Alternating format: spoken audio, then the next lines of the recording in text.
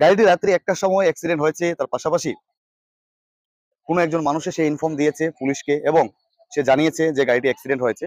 কিন্তু দুঃখজনক বাবক বা এতটাই মানে আমাদের ত্রিপুরার মধ্যে খারাপ অবস্থা রয়েছে, আপনারা দেখলে বুঝতে পারবেন। রাত্রে 1টার সময় অ্যাক্সিডেন্ট হয়েছে এবং সকালবেলা 7টা-8টা নাগাদ ওর একটা ভিডিও পেলাম যে সে বলছে আমাকে বাঁচাও। এই দেখুন, আমি লাগাচ্ছি, সব প্রতিটা ভিডিও আমি লাগিয়ে দেবো যে আমাকে বাঁচাও, এটা আমার গাড়ি, কেটে ফেলো গাড়িটাকে।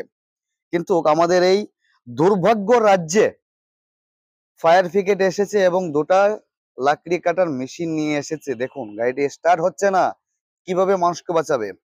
কিন্তু যখন গাড়িটি অ্যাক্সিডেন্ট হয়েছে তখন যদি সেই রাত্রেই যদি পাশাপাশি সময় যদি গাড়িগুলো এসে যদি সেই মানুষটাকে মানে রিকভারি করার চেষ্টা করতো তাহলে নিশ্চয়ই সেই মানুষটা আজকে বেঁচে যেত।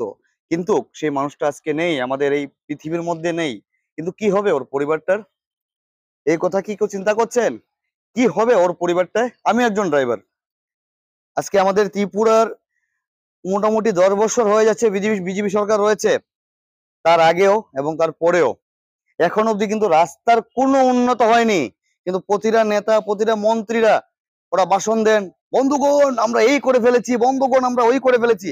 কিন্তু আজ অবধি কোনো ন্যায় হয়েছে? ড্রাইভারের প্রতি কোনো ন্যায় হয়েছে? রাস্তার প্রতি? চোরাইবাড়ি থেকে লেকে আগরতলা অবধি, চোরাইবাড়ি থেকে আগরতলা অবধি ন্যূনতম 15টা পুলিশ চেকপোস্ট রয়েছে, ন্যূনতম 15টার উপরে চেকপোস্ট রয়েছে। সেই চেকপোস্টে কি হয়?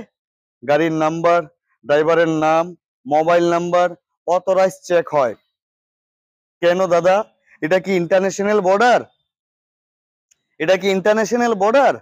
তাহলে এত চেকপোস্ট রয়েছে এবং সেই চেকপোস্টের মধ্যে একটা গাড়ি অ্যাক্সিডেন্ট হয়ে যায় রাত্রে 1টার সময়, কিন্তু সেই কেউ খবর পায়নি, কেউই খবর পায়নি। ভিডিওর মাধ্যমে দেখুন আপনারা, কোনো এসেছে? কোনো পুলিশ কর্তারা এসেছে?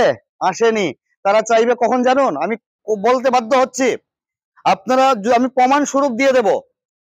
আপনারা চোরাইবাড়ি ত্রিপুরার গেটের বাইরে যান, গিয়ে কোনো একটা বাইরের একটা গাড়িকে জিজ্ঞেস করুন যে ভাই আপনি কোথা থেকে এসেছেন। এমন এমন কথা বলবে না, মানে বাঁচা থেকে মরাটা অনেক ভালো। আজকে আমরা ত্রিপুরার ছেলে হয়ে কথাটা বলতে বাধ্য হচ্ছি। আমাদের ত্রিপুরায়ও এই ঘুষটা রয়েছে দাদা, সেই ঘুষের জন্য মনে হচ্ছে এত চেকপোস্ট। এই ঘুষের জন্য কি এতগুলো চেকপোস্ট? তাহলে সরকারের কাছে কি টাকা নেই একটা মেশিন কেনার, একটা মানুষকে রিকভারি করার? আজকে কে দেবে? ওই মানুষটার দায় কে নেবে? একটা গাড়ি অ্যাক্সিডেন্ট হয়েছে রাত্রে 1টার সময়, সেই গাড়িটা সকাল হয়ে গেছে, দিন হয়ে যাচ্ছে, কিন্তু যখন সেই মানুষটাকে রিকভারি করা হলো, যখন যদি সাথে সাথে হতো তাহলে কিন্তু সেই মানুষটা বেঁচে যায়। কি হবে ওর পরিবারটার?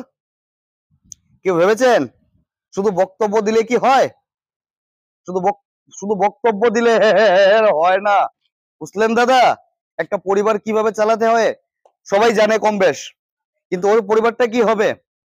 কিছু হবে? সরকার দেবে কিছু টাকা? দেবে না। ওইটাই বলবে আমরা খুব দুঃখ এবং সহকারে জানাচ্ছি আমাদের একজন ভাই গাড়ি চালক, সে গাড়ি অ্যাক্সিডেন্ট করে মারা গেছে। এইসব নেকামো বাদ দিন দাদা, বুঝলেন? সুন্দর করে আগে রাস্তাটা তৈরি করুন। প্রয়োজন হলে প্রতিটা ড্রাইভার কাছ থেকে 100 টাকা চাঁদা নিয়ে নিন, দিতে পারবো, এতটুকু ক্ষমতা রয়েছে বিশেষ করে আমার।